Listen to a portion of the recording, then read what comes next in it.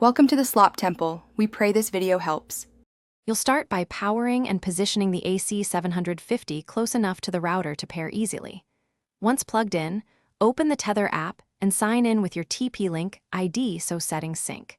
Press the extender's power or WPS button as the manual directs and watch the LED status.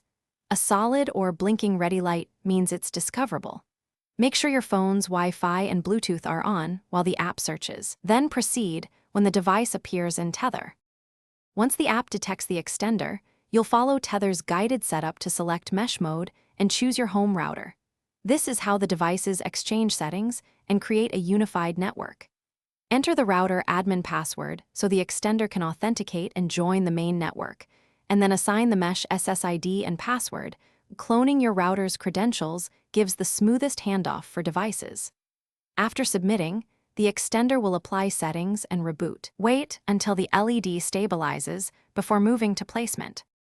Now place the Ac750 halfway between your router and the target dead zone, ensuring solid signal strength in the Tether app or on the unit's LEDs. Avoid enclosed metal cabinets and large appliances that block Wi-Fi.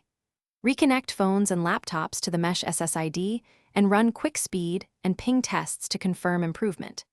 If a device still won't join, perform a factory reset by holding the reset button for 10 seconds. Then redo setup. This clears corrupted config and resolves most stubborn pairing issues.